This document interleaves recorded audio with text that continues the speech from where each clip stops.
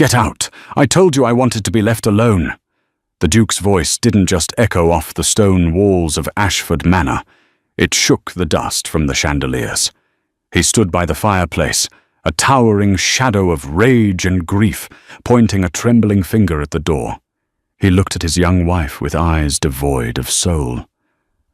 "I will never love you," he sneered. "Leave this house." She turned to leave, her heart breaking. But she left something behind on the desk. A single, steaming bowl of stew.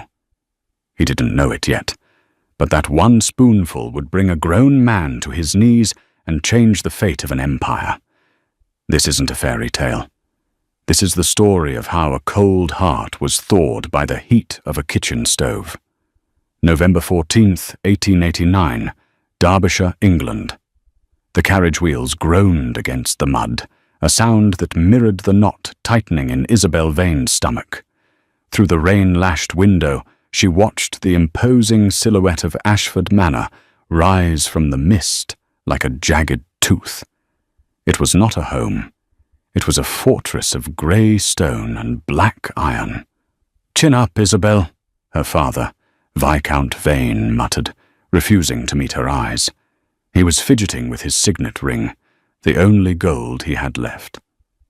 Arthur Penhaligon is a difficult man, they say. But he is the Duke of Ashford. His wealth will settle our debts. You will want for nothing. "Except affection," Isabel whispered, her breath fogging the glass. "Affection doesn't pay the butchers," her father snapped, though his voice cracked with shame. The carriage halted. The door was ripped open, not by a footman, but by the wind. Standing at the top of the stone steps was not a welcoming party, but a single figure clad in black. Arthur Penhaligon was younger than the rumours suggested, perhaps 32, but his face bore the erosion of a man twice his age. He had sharp, high cheekbones and eyes the colour of the North Sea, grey, turbulent, and freezing.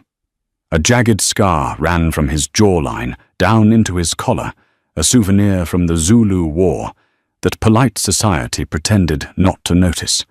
Isabel stepped out, her boots sinking into the gravel. She curtsied. "Your Grace." Arthur didn't bow. He didn't even blink. He looked at her father. "The ledger is settled, Vane. Your gambling debts in London are paid. Leave." "Arthur, surely," her father began. "Leave," Arthur repeated, his voice a low rumble of thunder, "before I reconsider the price of your daughter." Isabel watched in horror as her father, pale and trembling, climbed back into the carriage without a backward glance. She was alone. Arthur finally turned his gaze to her. It was like being inspected by a wolf deciding if the prey was worth the hunt. "Come inside. You're letting the damp in." The interior of Ashford Manor was magnificent, but suffocating. Dust sheets covered the furniture in the grand hall. The air smelled of stale wax and old paper. There were no flowers, no warmth, no sound of life.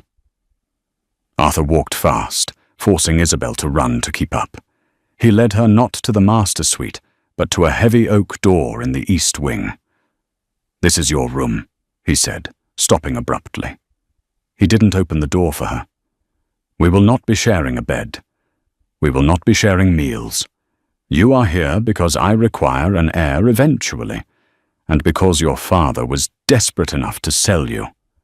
Until I call for you, you are to stay out of my way. Do not enter my study. Do not speak to me unless I ask you a question." Isabel felt a sting of tears, but swallowed them down. She was 22, not a child. "Am I a prisoner, Your Grace?" Arthur leaned down, his face inches from hers. She could smell brandy and the faint, metallic scent of ink. "You are the Duchess of Ashford. To the world, you are a queen. To me, you are a stranger in my house. I will never love you, Isabel. Accept that, and we might survive this." He turned on his heel and walked away, his footsteps echoing into the darkness. Isabel entered her room. It was cold. The fireplace was empty. She sat on the edge of the bed, still in her traveling coat, and realized she hadn't eaten in 2 days. But the hunger in her stomach was nothing compared to the hollowness in her chest. She didn't cry. Instead, she unpacked her trunk. At the bottom, wrapped in a wool scarf, was the only thing she had fought to keep: her grandmother's recipe book, bound in cracked leather, smelling of dried sage and memories. December 3rd, 1889. 3 weeks had passed, and Isabel had become a ghost in her own home. The isolation was absolute. Arthur, she still couldn't bring herself to call him that, even in her thoughts, was a phantom.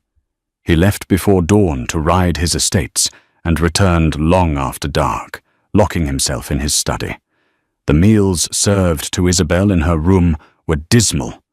Boiled potatoes with no salt, overcooked mutton that tasted of shoe leather, watery cabbage soup.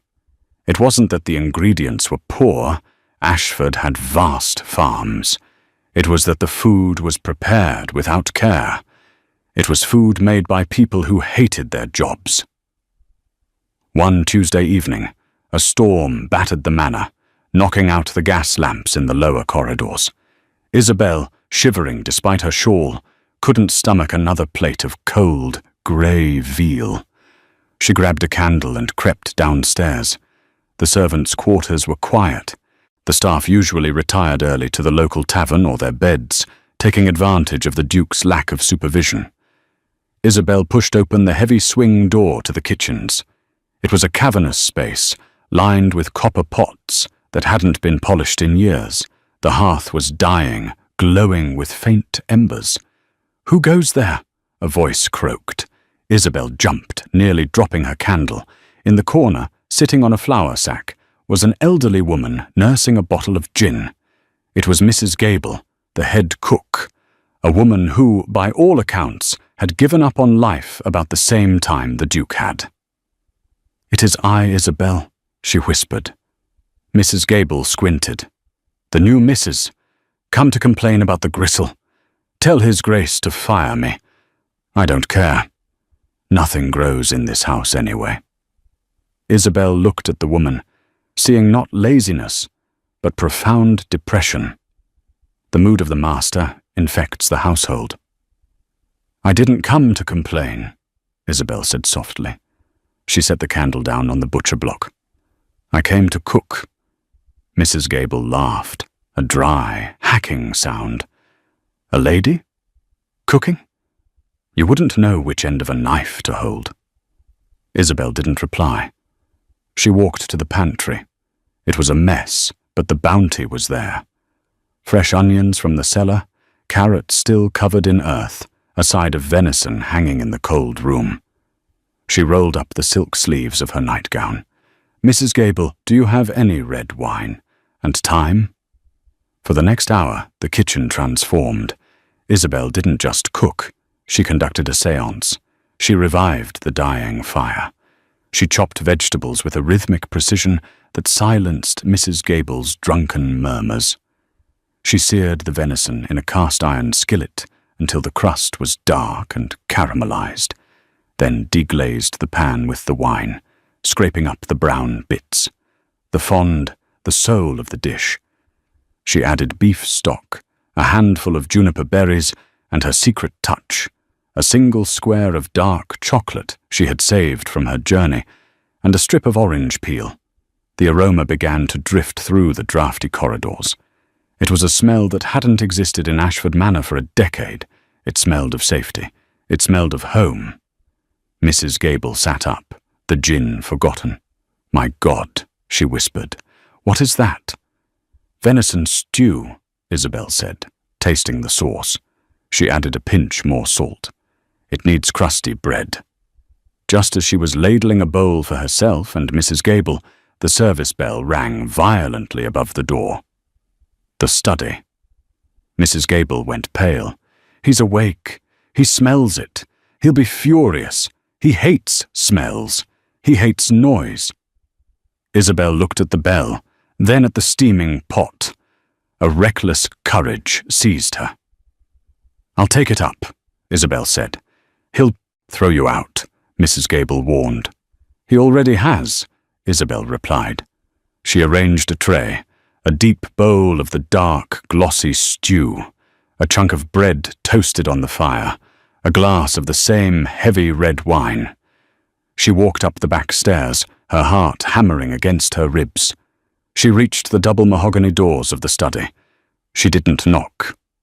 She entered. Arthur was slumped over his desk, surrounded by maps of the estate. His head was in his hands. He looked exhausted, a man carrying the weight of the world. He looked up, his eyes flashing with irritation. "I told you. You need to eat," Isabel said, her voice steady, though her hands shook. She placed the tray on the only clear spot on his desk, right on top of a map of the drainage system. Arthur stared at the bowl. The steam curled up, carrying the scent of wine, juniper, and earth. His nostrils flared. For a second, the mask slipped. He looked starving. "I did not order this," he said, cold, but his voice lacked its usual bite. "No, but you will eat it." Isabel turned to leave. "Wait." She stopped, her hand on the doorknob. Arthur picked up the spoon. He looked at her suspiciously. "Did Mrs. Gable make this? She hasn't produced anything edible since 1885. Isabel hesitated. If she told him she made it, he might refuse it out of spite or class prejudice. "Mrs. Gable is trying a new method," Arthur grunted. He dipped the spoon into the thick, dark gravy and brought it to his lips.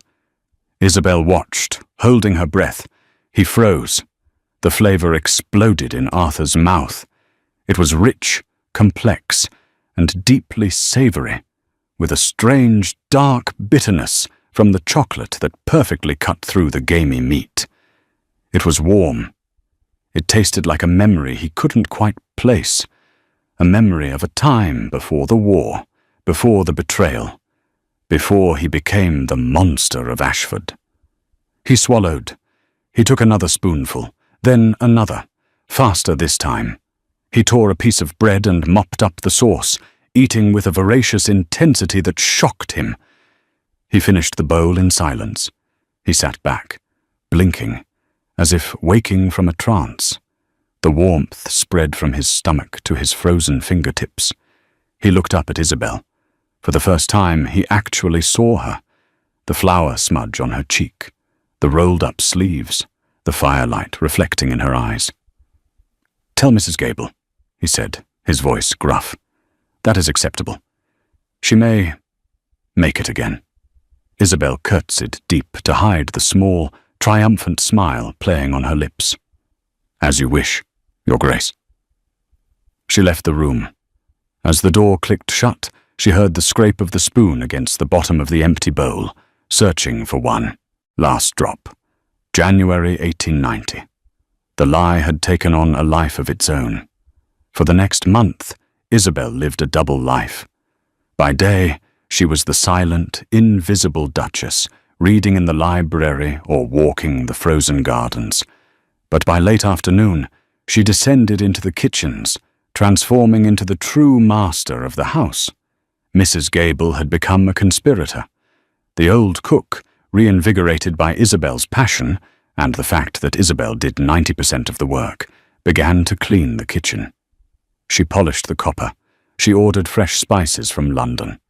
Every night, Arthur requested dinner in his study, and every night, Isabel sent up something new. Monday, pan-seared trout with almond butter and capers. Tuesday, a rustic shepherd's pie, but the lamb was slow-roasted for 12 hours in garlic and rosemary before being shredded. Wednesday, a creamy mushroom risotto with truffle oil, a delicacy Arthur hadn't seen since he visited Italy years ago. Arthur was changing. The servants noticed it first. He stopped shouting as much. The dark circles under his eyes began to fade. He put on weight. One evening, Arthur intercepted the butler, Mr. Henderson, in the hallway. "Henderson," Arthur said, adjusting his cuffs. "The new kitchen maid. The one helping Mrs. Gable. Who is she?" Henderson, a man who knew everything but said nothing, kept his face impassive. He knew the Duchess was cooking. The whole staff knew. But they adored her. She treated them like humans, not tools. They would protect her secret. "We have no new maid, Your Grace," Henderson lied smoothly. "Mrs. Gable has simply found her. Second wind." Arthur narrowed his eyes. "Bollocks. Mrs. Gable can't boil water without burning the pot. There is someone else. I can taste it. There is a precision. Perhaps the ingredients are of better quality, sir." Arthur didn't believe him. He decided to investigate. The next evening, Isabel was making a coq au vin. The kitchen was hot, filled with the smell of sizzling bacon and pearl onions. She was wearing a simple linen apron over her dress, her hair tied back in a messy bun, her face flushed with heat. She was tasting the sauce from a wooden spoon when the kitchen door swung open. It wasn't a servant. It was Arthur. He stood in the doorway, dressed for dinner, looking out of place among the hanging pots and sacks of potatoes. The kitchen staff froze. The scullery maid dropped a ladle. Isabel gasped, dropping the spoon into the pot. She turned her back to him quickly, pretending to scrub a counter, hoping he wouldn't recognize her figure in the dim light. "Mrs. Gable," Arthur's voice boomed. Mrs. Gable stepped forward, wiping her hands on her apron, terrified. "Your Grace." Arthur walked into the room. He didn't look at the cowering servants. He walked straight to the bubbling pot on the stove. He inhaled deeply. "This smell," he murmured. "It has been distracting me all the way in the library." He looked around the room. His eyes swept over the staff, landing on the woman with her back turned at the sink. "You," Arthur said, pointing at Isabel's back. "Turn around." Isabel's heart hammered against her ribs like a trapped bird. If he found out, he would be humiliated. A duchess, cooking like a servant. It broke every rule of their class. He might send her away for good. "She's shy, sir," Mrs. Gable interjected loudly. "Mute, can't speak a word. And very ugly. Best not to look." Arthur ignored her. He took a step toward Isabel. "Turn. Around." Isabel closed her eyes. She gripped the edge of the sink. She prepared to turn, to face his wrath. Suddenly, the kitchen doors burst open again. "Arthur, there you are." A woman's voice, high, sharp, and dripping with false sweetness. Isabel turned then, safe in the interruption. Standing in the doorway was Lady Brianna Fairchild. She was beautiful in a predatory way. Blonde curls arranged perfectly. A dress of blue silk that cost more than the entire kitchen. Brianna was Arthur's childhood friend, and the woman everyone assumed he would marry before the scandal that scarred him. Brianna looked around the kitchen with open disgust, wrinkling her nose. "Good heavens, Arthur. Why are you in this pit? You smell of onions." Arthur stiffened. His attention snapped away from Isabel. "Brianna, I wasn't expecting you." "Clearly," she laughed, stepping over a sack of flour. "I came to rescue you. Mother is holding a gala next week, and I insist you attend.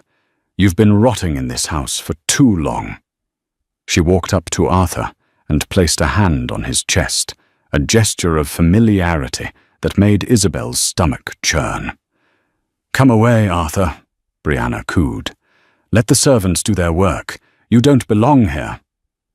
Arthur looked at Brianna, then back at the pot of coq au vin. Then he cast one last, lingering look at the back of the mute maid by the sink.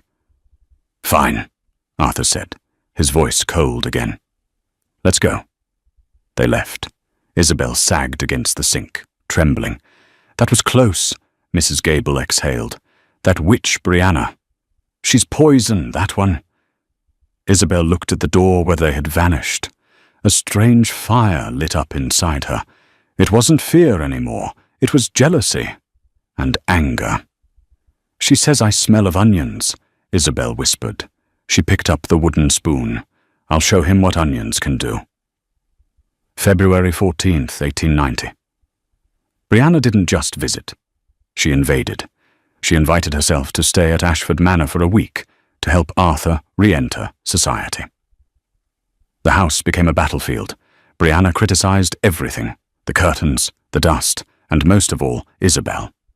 She treated Isabel not as the Duchess, but as a nuisance, constantly talking over her or ignoring her presence entirely. Arthur did nothing to stop it. He seemed paralyzed by Brianna's presence, falling back into old habits of silence and withdrawal. But he kept eating. Brianna insisted on hosting a formal dinner at Ashford Manor to liven up the place. She invited the local gentry, judges, other lords, the bishop. "We must hire a French chef from London," Brianna announced at breakfast. "Mrs. Gable is incompetent." "No," Arthur said. It was the first time he had spoken during the meal. He looked at Isabel, who was picking at her toast. "The kitchen staff stays. The food lately has been exceptional." Brianna's eyes narrowed. She looked at Isabel, sensing a threat she couldn't identify. "Very well. But if the food is embarrassed, Arthur, I shall never let you hear the end of it." The night of the dinner arrived. The dining hall was lit by 100 candles. The table was set with the family silver. In the kitchen, Isabel was waging war. She had sent Mrs. Gable to bed. The stress had given the poor woman a migraine and was running the pass herself. The menu was ambitious. First course, lobster bisque with a splash of cognac. Main, beef Wellington. Filet steak coated in pâté and duxelles, wrapped in puff pastry. A dish that required perfect timing. Dessert, a dark chocolate tart with spun sugar. Upstairs, the dinner was tense. Brianna was holding court, telling loud stories about London society. Arthur sat at the head of the table, silent, drinking heavily. Then the beef Wellington arrived. The footman placed the slices in front of the guests. The pastry was golden and flaky. The meat was a perfect medium-rare pink. The table went silent as everyone took their first bite. "My word," the bishop mumbled, wiping his mouth. "This is divine. The pastry, it melts." "Arthur," Lord Harrington said, "you've been hiding a master chef." Arthur looked at his plate. He took a bite. It was perfect. It was love made edible. He felt a lump in his throat. "It is disgusting," Brianna said loudly. The table froze. Brianna pushed her plate away. "The mushrooms are burnt. The meat is tough. It's peasant food dressed up. Really, Arthur, I am embarrassed for you." She was lying. Everyone knew she was lying. But she was Lady Brianna, and she wielded social power like a club. "I demand to see the cook," Brianna announced. "I want to tell him to his face that he is incompetent." "Sit down, Brianna," Arthur growled. "No, I will not have my digestion ruined." Brianna rang the service bell violently. "Bring the cook up, now." The doors to the kitchen swung open. But it wasn't a fat, sweaty chef who walked in. It was Isabel. She was still wearing her apron over her evening gown. Her hands were covered in flour. There was a small burn mark on her forearm. She looked exhausted, but she held her head high. The guests gasped. "Isabel!" Arthur stood up, his chair scraping against the floor. "You?" Brianna shrieked. "You cooked this slop?" Isabel walked to the head of the table. She looked Brianna in the eye. "The mushrooms are not burnt, Lady Brianna," Isabel said, her voice ringing clear in the silence. "They are caramelized with shallots and thyme, and the meat is filet, sourced from this estate. If it tastes like peasant food to you, it is because you have forgotten what honest food tastes like." She turned to Arthur. She held out her hands, the hands of a worker, red and marked by the heat of the stove. "I cooked every meal you have eaten for the last 3 months, Arthur," she said softly. "The stew, the risotto, the trout. It was me." Arthur stared at her. He looked at her hands. He thought of the solace those meals had given him in his darkest hours.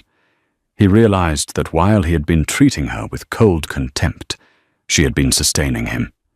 She had been keeping him alive. "Why?" Arthur asked, his voice breaking. "Because," Isabel said, a tear finally escaping, "I promised to care for this house, even if the master of the house wanted nothing to do with me." Arthur looked at Brianna, whose face was twisted in a sneer. Then he looked at Isabel, standing proud in her flour-dusted apron. For the first time in 10 years, the ice around Arthur's heart cracked. He walked around the table. He took Isabel's burnt hand in his own. He didn't care about the flour. He raised her hand to his lips and kissed the burn mark. "It was the best meal I have ever had," Arthur announced to the room. He looked at Brianna. "If you do not like the food, Brianna, you are free to leave. In fact, I insist upon it." Brianna's mouth fell open. She stormed out of the room, her heels clicking like gunshots. Arthur didn't watch her go. He was still holding Isabel's hand.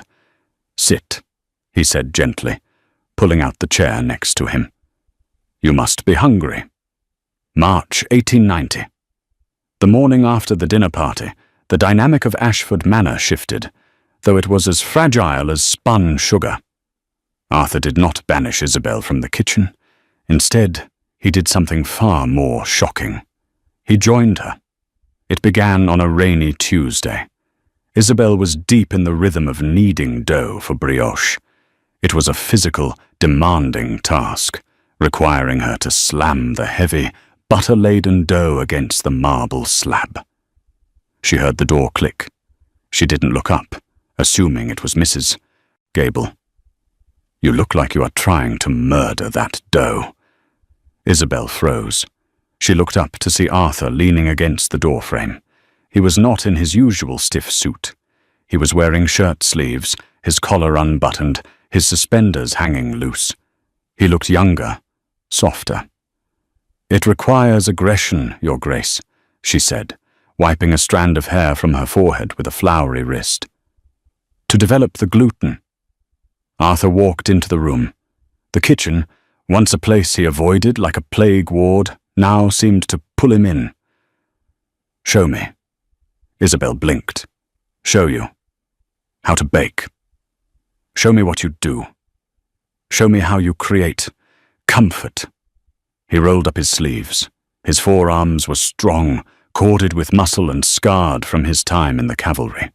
He stood next to her at the marble island. He smelled of sandalwood and the rain outside. "Put your hands here," Isabel whispered, her voice trembling slightly. She guided his large, rough hands into the soft yellow dough. "Push with the heel of your hand," she instructed. "Then fold. Then turn." Arthur frowned in concentration. He attacked the dough with the same intensity he used to command a regiment. "Gently, Arthur," she laughed, the first time she had ever laughed in his presence. "It's alive. You have to coax it, not conquer it." He stopped. He looked at her. They were inches apart. The air between them was thick with the scent of yeast and butter, and a sudden electric tension. "I don't know how to be gentle," Arthur admitted, his voice rough. "My life has been hard edges, iron and stone, war and debt." "Then learn," Isabel said boldly. She covered his hands with hers. "Close your eyes. Feel the resistance in the dough. Wait for it to yield." Arthur closed his eyes. Under her guidance, his rhythm slowed. He began to knead with a steady, rhythmic motion. The silence in the kitchen wasn't empty anymore. It was companionable. For the next few weeks, this became their ritual. They didn't speak of love. They spoke of ingredients. But in the language of food, they were confessing everything. When Arthur chopped onions for a mirepoix, he was saying, "I am trying to be useful to you." When Isabel spent 3 hours skimming the fat from a consommé for him, she was saying, "I want to clarify your life." One evening, late in March, they were sitting at the kitchen table, sharing a simple plate of roasted chicken and root vegetables. The servants had long since retired. "Why did you marry me?" Isabel asked suddenly. "Really?" Arthur put down his fork. The firelight cast deep shadows on his face. "Because I needed the money," he said bluntly. "And because I thought you were weak." Isabel recoiled slightly. "Weak?" "My first wife," Arthur said, the words dragging out of him like jagged stones. "Alice. She was vibrant, loud, charming. Everyone loved her. But she was a spy." Isabel gasped. "What?" "She married me to get access to the War Office maps I kept in my study. She sold the positions of my regiment to the Zulus." Arthur's hand went to the scar on his neck. "This isn't from a soldier. This is from a trap she led me into. My men died because I loved a woman who played me for a fool." He looked at Isabel, his grey eyes piercing. "So, when I looked for a new wife, I wanted someone quiet, someone mouse-like, someone who would never have the courage to hurt me." He reached across the table and took her hand. His thumb traced the calluses on her palm, the marks of her cooking. "I was wrong," he whispered. "You are not a mouse, Isabel. You are a lioness. You took over my house, you conquered my staff, and you disarmed me with a bowl of stew. I would never hurt you, Arthur," Isabel vowed. "I know," he said. He leaned in, his face inches from hers, "and that terrifies me, because it means I have something to lose again." He kissed her. It wasn't a tentative kiss. It tasted of roasted garlic and wine. It was hungry and desperate, a dam breaking after 10 years of drought. Arthur swept the plates off the table, the porcelain shattering, mirroring the opening of the story, but this time in passion, not rage, and lifted her onto the wood.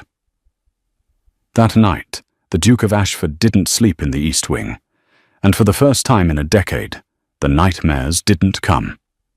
April 1890. Happiness in Ashford Manor was a foreign invader. And like all invaders, it had enemies waiting in the tall grass. Lady Brianna had not gone quietly. She had retreated to London, humiliated, but her venom had only concentrated. She had begun spreading rumours in the capital. "The Duke has gone mad. He is under the spell of a witch, a kitchen wench duchess who drugs his food." These rumours reached the ears of the Royal Medical Society, and, more dangerously, Arthur's estranged uncle, Lord Blackwood, who stood to inherit the estate if Arthur died without an heir. But the real danger was closer to home. It was the week of the spring hunt. Ashford Manor was full of guests again, but this time the atmosphere was warm. Isabel, now confident in her role, had prepared a feast that was the talk of the county. The centerpiece was a pâté en croûte, a complex meat pie encased in pastry filled with duck, pork, and pistachios. Arthur sat at the head of the table, looking healthier and happier than anyone had ever seen him. He raised a glass of wine. "To the Duchess," he announced, his eyes warm upon Isabel, "the heart of this house." Isabel smiled, slicing the pâté. She served the first slice to Arthur, as was tradition. He took a bite. He chewed, swallowed, and smiled at her. "Excellent, as always." Arthur stopped. His hand flew to his throat. His face flushed a violent red, then drained to a ghostly white. "Arthur?" Isabel stood up. Arthur tried to speak, but only a strangled wheeze came out. He gripped the tablecloth, dragging crystal glasses and silverware to the floor with a deafening crash. He convulsed, violent and sudden, and collapsed backward, his chair tipping over. "Arthur!" Isabel screamed, rushing to his side. He was foaming at the mouth. His eyes were rolled back. "He's been poisoned!" Lord Blackwood shouted from the other end of the table. He pointed a shaking finger at Isabel. "She poisoned him. I saw her serve him that slice personally." "No!" Isabel cried, cradling Arthur's head in her lap. "Get a doctor! Help him!" Arthur was seizing. His eyes locked onto Isabel's for a fleeting second. Confusion, betrayal, pain, before he slipped into unconsciousness. The local physician, Dr. Thorne, a man Brianna had recommended years ago, arrived suspiciously fast. He examined the Duke, smelling his breath. "Arsenic," Dr. Thorne declared grimly, "and a heavy dose." He turned to the pâté. He poked it with a knife. "It's in the jelly. Who prepared this?" "I did," Isabel sobbed, her hands shaking. "But I used nothing but—" "Search her quarters," Lord Blackwood commanded the servants. "Search the kitchen." Isabel was dragged away from Arthur's body as they carried him, limp and grey, up the stairs. She was held in the dining room by 2 burly footmen. 10 minutes later, Mr. Henderson, the butler, walked in. He looked pale. In his hand, he held a small glass vial. "We found this," Henderson said, his voice trembling with disbelief, "hidden behind the flour bin in the pantry. It is rat poison. Arsenic." Isabel stared at the vial. "That's not mine. I've never seen it." "And," Henderson continued, looking at the floor, "we found this in her Grace's writing desk." He produced a letter. It was addressed to a lover in France, a man named Jean-Luc. "My dearest Jean-Luc, the Duke is growing weaker. My special recipes are working. Soon the estate will be ours and we can be together." "That is a forgery," Isabel screamed. "I don't know a Jean-Luc. I love my husband," Lord Blackwood sneered. "Just as the first wife loved him.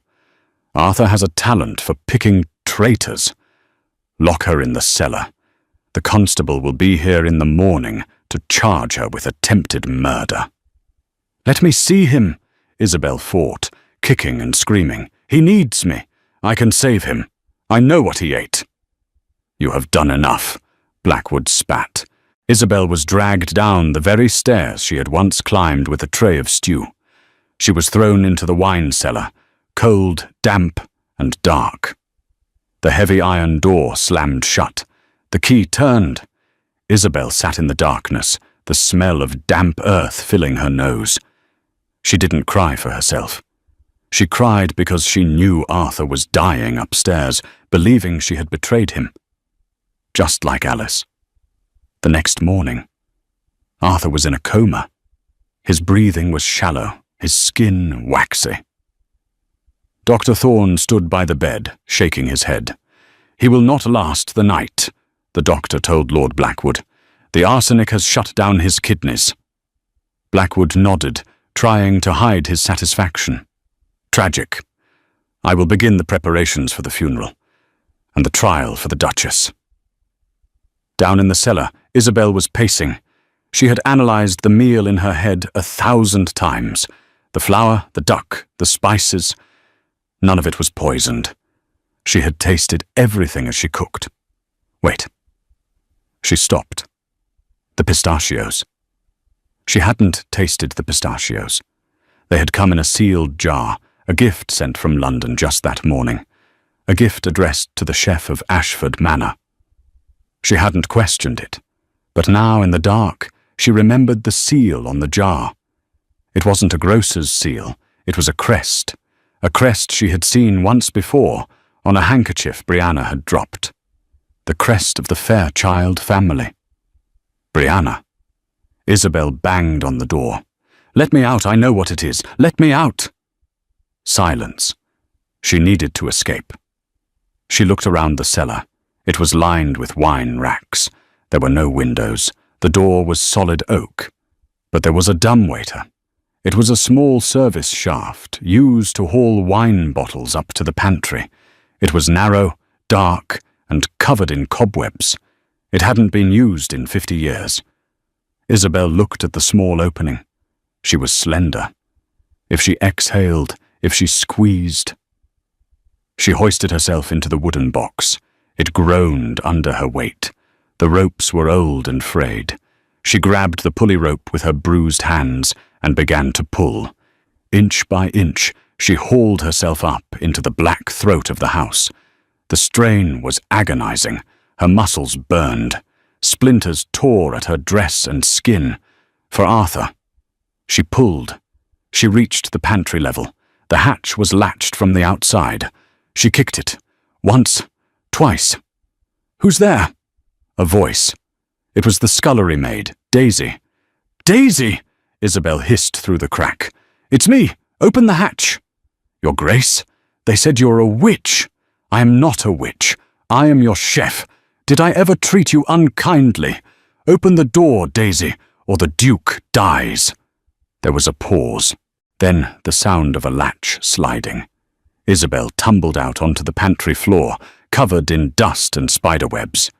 Daisy gasped. "Where is the jar?" Isabel demanded, scrambling up. "The jar of green nuts I used for the pie." "The constable took the poison vial," Daisy stammered. "No, not the vial. The jar of nuts." "It's in the rubbish bin. I threw it out." Isabel sprinted to the back door, diving into the heap of refuse. She dug frantically until her hand closed around a glass jar. There were a few green crumbs left at the bottom. She unscrewed the lid and sniffed. Under the nuttiness, there was a faint smell of garlic. Arsenic. She had the proof. But proof wouldn't save Arthur. He was dying now. She needed an antidote. She ran back to the kitchen. "Daisy, stoke the fire, now!" "What are we making?" Daisy cried, confused. "Charcoal," Isabel commanded. "Burnt toast, the blackest, hardest toast you can make. And milk, and egg whites." It was an old country remedy. Activated charcoal to absorb the poison, milk and eggs to coat the stomach. Isabel worked with the speed of a demon.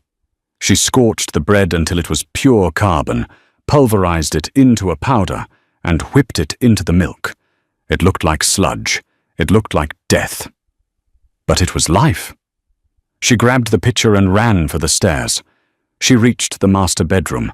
Lord Blackwood and Dr. Thorne were blocking her the door. "She's escaped!" Blackwood shouted. "Seize her! Get out of my way!" Isabel roared. She didn't look like a duchess. She looked like a fury. She swung the heavy ceramic pitcher, smashing it into Dr. Thorne's shoulder. He howled and stepped back. She burst into the room. Arthur was grey. She climbed onto the bed, straddling him. She pried his jaw open. "Swallow, Arthur," she commanded, tears streaming down her soot-streaked face. "You swallowed my pride. You swallowed my love. Now swallow this." She poured the black sludge into his mouth. He choked. He sputtered. "Get her off him!" Blackwood yelled, grabbing Isabel by the hair. "No!" Arthur's eyes flew open. He coughed violently, his body convulsing. He leaned over the side of the bed and purged. The black liquid came up, and with it, the green toxicity of the poison. Arthur gasped for air, his lungs rattling. He looked up. He saw Isabel being held by his uncle. He saw the black stain on her lips, where she had tasted the mixture to test the temperature. "Let her go," Arthur rasped. It was a whisper, but it carried the weight of a guillotine. Blackwood released her. "Arthur, she tried to kill you. We found a letter." "Show me," Arthur wheezed. Blackwood handed him the forged letter to Jean-Luc. Arthur read it. His vision was blurry, but his mind was sharpening. He looked at the handwriting. It was perfect. Too perfect. "Isabel's handwriting," Arthur whispered, "is terrible. It is a scrawl, like a doctor's." He looked at Isabel with a weak smile. "I've seen her recipe book. She spells time with an I." He crumpled the letter. "This is Brianna's handwriting. I sat behind her in school for 10 years. I know her loops." He looked at Dr. Thorne, who was nursing his shoulder. "And you said it was in the jelly. But Isabel knows I hate jelly." She put the binder in the meat. "You didn't even examine the food, did you?" Arthur sat up, his strength returning with his rage.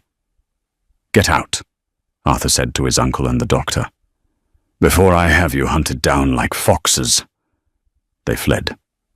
Isabel stood by the bed, trembling, covered in soot, flour and wine stains. Arthur held out his hand. "Come here," he said. She collapsed onto his chest. He wrapped his arms around her, burying his face in her dirty, messy hair. "I thought I lost you," she sobbed. "You can't get rid of a man with an appetite like mine," Arthur murmured. "You saved me. Again. I made you drink charcoal." She laughed through her tears. "It was terrible cooking." "Best thing I ever tasted," Arthur replied. May 1st, 1890. News of the Duke's death had been greatly exaggerated by the Duke himself. For 3 days, Ashford Manor remained silent. Black drapes were hung over the windows. Lord Blackwood and Lady Brianna, believing their plan had succeeded, moved quickly to consolidate power. They organized a somber gathering at the town hall to announce the tragic passing of Arthur Penhaligon and the arrest of his murderous wife.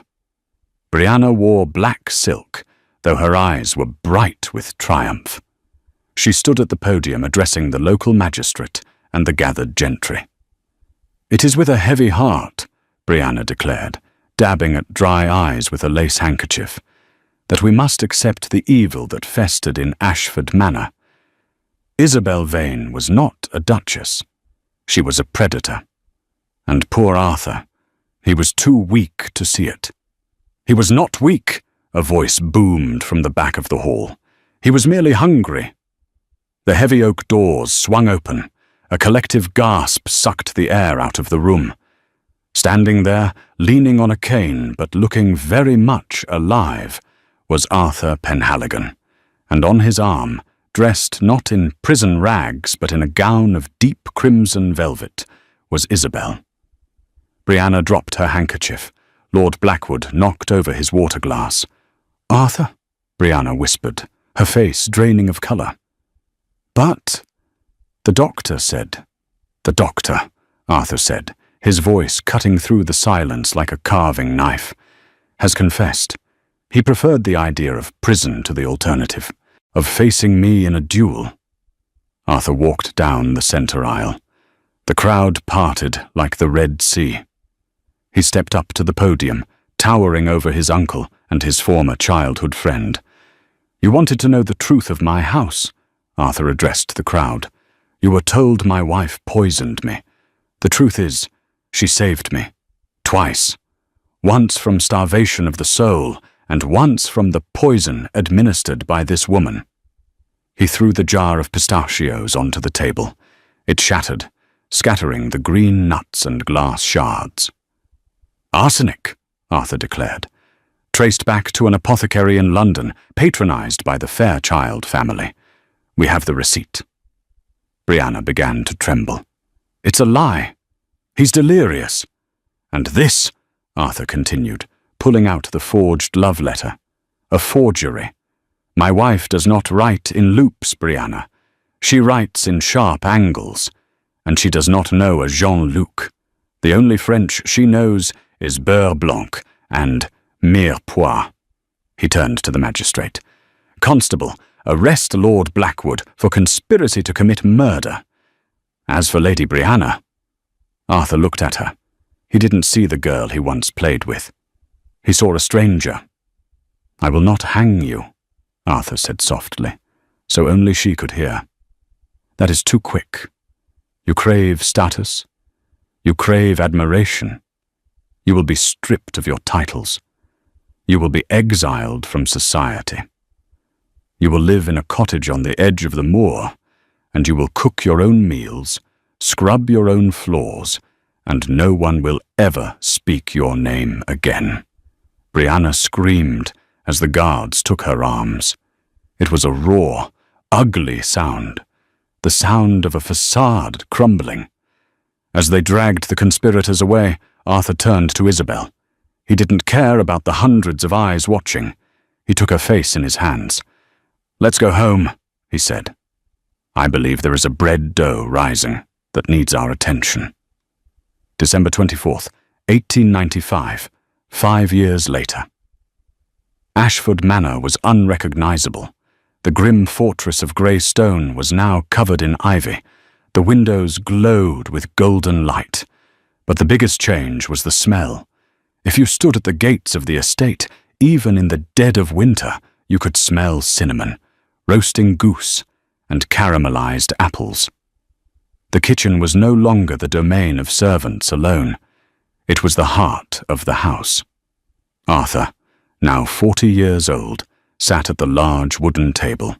He was reading a newspaper, but one hand was absent-mindedly rocking a cradle. "It needs more nutmeg," he called out. Isabel was at the stove, stirring a massive pot of mulled wine. She was laughing. "You always say it needs more nutmeg. You have a nutmeg addiction, Arthur." "I have an addiction to things that make life sweet," he retorted, looking at her with a heat that hadn't dimmed in 5 years. A small boy, barely 4 years old, ran into the room holding a wooden spoon. "Papa! Papa! I made a circle!" Arthur picked up his son, Leo. "You made a circle with the dough? That's a tart shell, my boy. You're a natural." Isabel walked over, wiping her hands on her apron. She looked at her husband and her son. She looked at the warmth of the room. She remembered the day she arrived, the cold, the hunger, the command to leave this house. "Do you remember?" Isabel asked softly, leaning against Arthur's shoulder. "When you told me you would never love me?" Arthur winced playfully. "I was a fool. I was starving and I didn't know it. A starving man can't think clearly." He kissed her hand, the same hand he had once ignored. "I didn't just fall in love with you, Isabel," he whispered into her ear. "I tasted you, in every soup, in every loaf of bread. You fed me your heart, spoonful by spoonful, until I had no choice but to give you mine." Isabel smiled, leaning down to kiss him, tasting the nutmeg on his lips. "Then eat up, Your Grace," she whispered. "Dinner is served." On the desk in the corner sat a book, freshly printed from the press in London. It was already a bestseller. The title was embossed in gold, "The Duchess's Table, Recipes That Healed a Heart," by Isabel Penhaligon, and underneath, a dedication written in a sharp, angular hand, "To Arthur, who finally learned to like the onions." And that is the story of Isabel and Arthur. They say the way to a man's heart is through his stomach, but in this case, it was the way to his soul. Isabel didn't just cook food, she cooked hope. She took a house full of poison, both literal and metaphorical, and turned it into a home using nothing but patience, butter, and bravery. It makes you wonder, doesn't it? How many wars, how many cold silences could be ended if we just sat down and broke bread together? Real love isn't always fireworks and grand speeches. Sometimes, real love is just a warm bowl of stew when you're cold, tired, and think you don't deserve it. What is the one meal that reminds you of home? The one dish that could melt your heart? Let me know in the comments below. I read every single one. If this story warmed your heart, please hit that like button. It really helps the channel grow. Share this video with someone who needs a little romance in their life, and don't forget to subscribe and ring the bell so you never miss a story. I'll see you in the next chapter. Bon appétit.